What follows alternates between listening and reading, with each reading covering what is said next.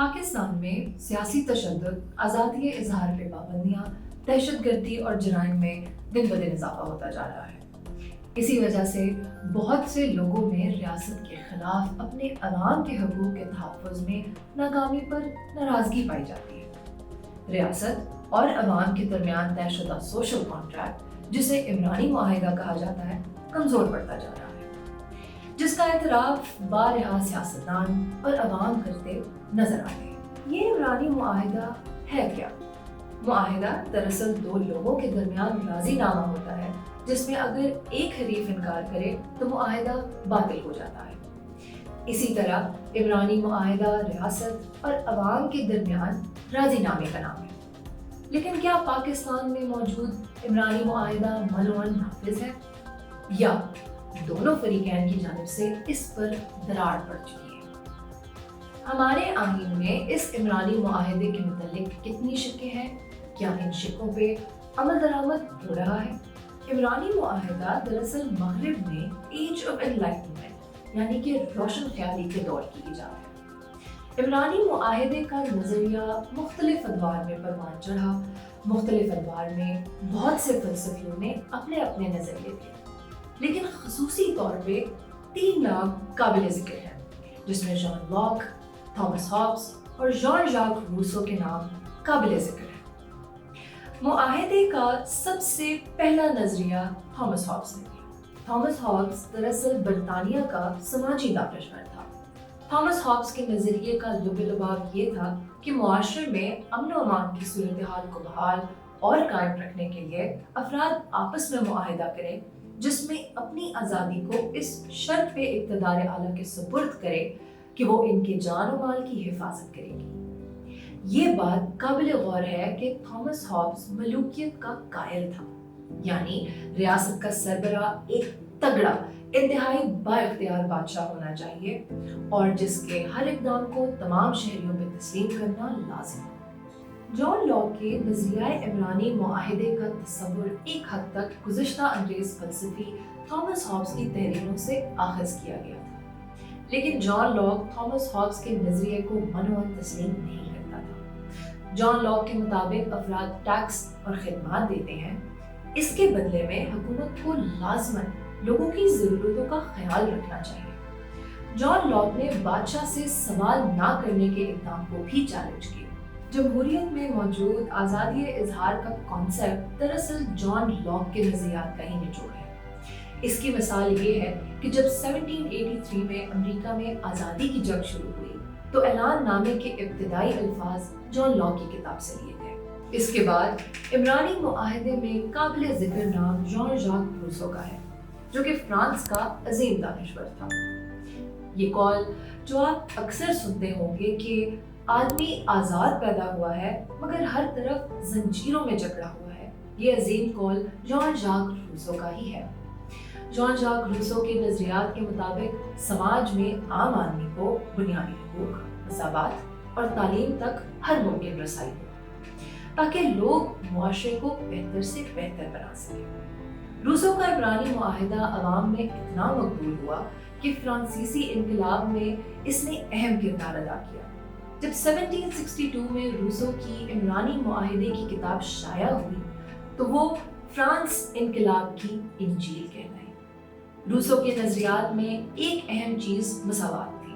اس کے مطابق اگر معاشرے میں مساوات کے نفاذ میں شخصی آزادی بھی حائل ہو جائے تو اس کو بھی قربان کر دینے میں کوئی مضحکہ نہیں۔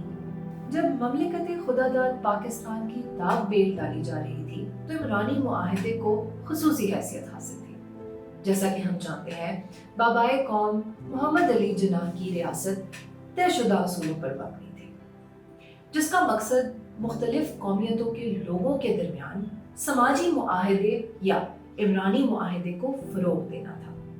21 سپٹمبر 1945 کو قائد اعظم نے خاکسار تحریک کے ایک کارکن عبداللہ کو جواب دیتے ہوئے زور دے کر کہا، جہاں تک پاکستان کے آئین کا تعلق ہے، یہ کسی فرد یا کسی جماعت کے لیے نہیں، آئین سب کے لیے ہوگا۔ جناح ریاست اور عوام کے مابین رشتے کو بخوبی سمجھتے تھے، جس کا اظہار ان کی اس تقریر سے واضح ہے جو انہوں نے 26 फरवरी 1948 को रियासत-ए मुत्तहिदा अमेरिका के अवाम के नाम एक नशरी पैगाम में कहा कि पाकिस्तान का आईन अभी पाकिस्तान की दस्तूर साज असम्बली ने तैयार करना है।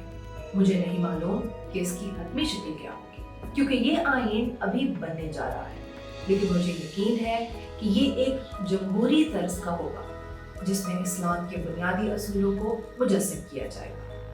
आज वो हकीकी जिंदगी में इस तरह लागू है जैसा कि 1300 साल पहले थे। इसने हमें इंसान की बराबरी, इंसाफ, सबके साथ मुनसिफाना सलूक सिखाया है। जिन्ना के नजरियात बिल्कुल वाज़ेह थे। गोया पाकिस्तानी इमरानी मुआहिदे के खदखाल रूसों के नजरिए से काफ़ी मुताबिकत रखते हैं। वो ये कि तमाम लोग आज़ाद पैदा हुए हैं और वो अपने ऊपर हुक्मरानी का इख्तियार इस शर्त पे अपने मुंतखब नुमाइंदों के सुपुर्द करते हैं कि वो अवाम के इज्तिमाई बुनियादी हुकूक और आज़ादियों का तहफ़्फ़ुज़ करेंगे, जिसके बदले में अवाम रियासती कवानीन पर अमल करने के पाबंद होंगे।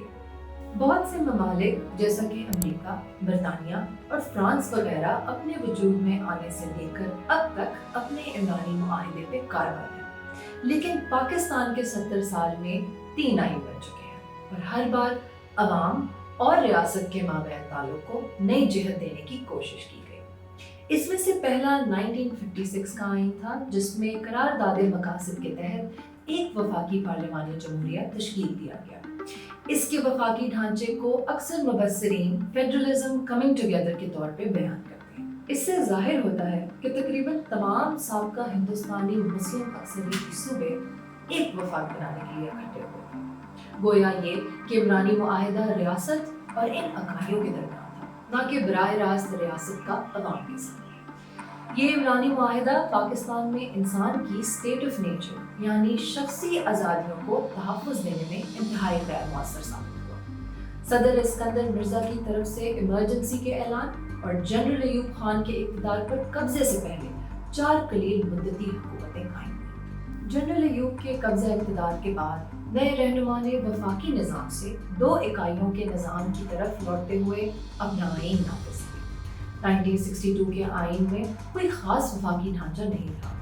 सदर के लिए एक इलेक्टोरल कॉलेज बुनियादी जमहूरियतों की शक्ल में बनाया गया था। ये इमरानी मुआहिदा भी बर्बाद हो गया क्योंकि ये इकाइयों के माबैन अदम मसावात को दूर करने में नाकाम रहा, जिसका नतीजा सानहे के सिवा कुछ न था। मशरिकी पाकिस्तान के लोगों में मसावी हकूक से महरूमी का एहसास बरकरार रहा। 1970 के इंतखाबात में क्लीन स्वीप करने वाली अवामी लीग को हुकूमत बनाने की इजाज़त न मिलने के बाद मुल्क का टूटना नागज़ीर था। मौजूदा आईन बांग्लादेश की खून रेज़ जंग और अलहदगी के बाद वजूद में आया। गुज़िश्ता दस्तूरों के बरअक्स ये आईन बार बार पामाल होने के बावजूद भी बहरहाल किसी न किसी शक्ल में जिंदा रहा है। 1962 की गलतियों से सबक सीखते हुए 1973 में वफाकियत बहाल हुई। ताहम 1973 की वफाकियत इसके 1956 के वर्जन से मुख्तलिफ थी। इस बार वफाकियत का मकसद कौम को एक साथ रखना था। तकरीबन 5 दहाइयों के दौरान पाकिस्तान के आईन में 34 बार तरामीम की जा चुकी है। बहुत सी तरामीम को बाद में आने वाली तरामीम के जरिए तब्दील कर दिया गया।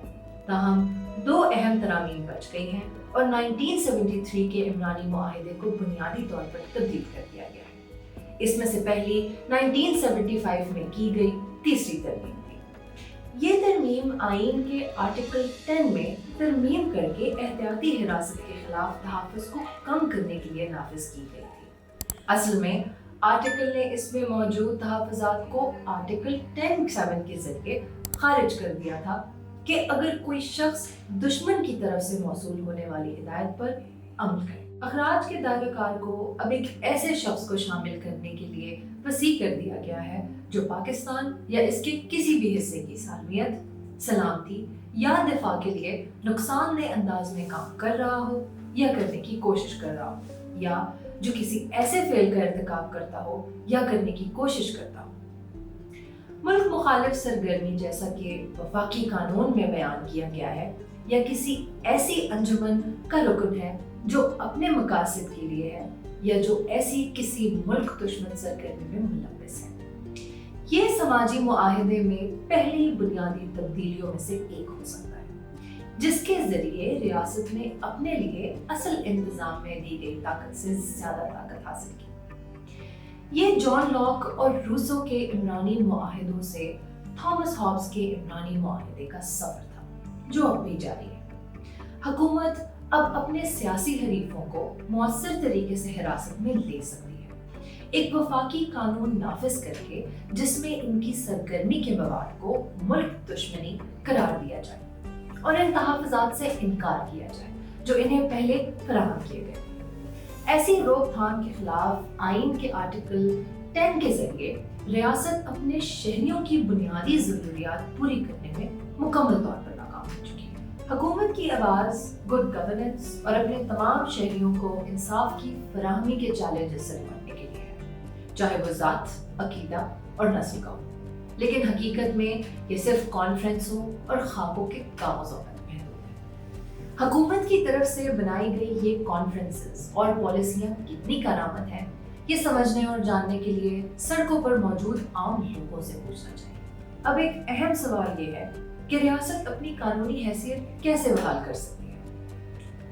ریاست بہتر منصوبہ بندی کے ذریعے اور منظم طریقے سے اس کے مسائل کو حل کر سکتی ہے۔ اگر ریاست افراد کو فیصلہ سازی میں حصہ لینے کی اجازت دے کر مسائل کو ترجیح دے تو بہتر منصوبہ بندی ممکن ہو سکتی ہے۔ پارلیمنٹ کو قوانین بناتے وقت عوامی مفادات کو ترجیح دینی ہوگی۔ سیاسی جماعتیں مؤثر کردار ادا کر سکتی ہیں کیونکہ سیاسی جماعتوں اور عوام کے مابین رشتہ کسی بھی جمہوریت میں عمرانی معاہدے کی عملی اور حتمی شکل کا مظہر ہوتا ہے۔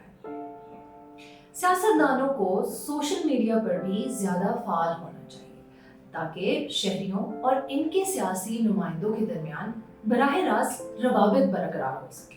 آخر میں اور سب سے اہم بات یہ ہے کہ پاکستانیوں کو بحیثیت قوم اپنی حکومت کے ساتھ تعاون کرنا ہوگا اور گورننس کے عمل کو بہتر بنانے میں مدد کے لیے مستقل رائے دینا ہوگی۔ نچلی سطح پر جواب دہی پیدا کرنا اور اپنی ذمہ داریوں کو پورا کرنا، چاہے سڑکوں کو صاف ستھرا رکھنا ہو یا وقت پر بل ادا کرنا ہو یا اپنی روزمرہ کی زندگی میں بدعنوانی کو ڈسکریج کرنا۔ مجموعی صورتحال کو بہتر بنانے کے لیے بحیثیت قوم ایک طویل جدوجہد درکار ہے۔ دوسری طرف پاکستان میں ہر شہری کو بنیادی انسانی حقوق کا تحفظ دینا ریاست پہ فرض ہے۔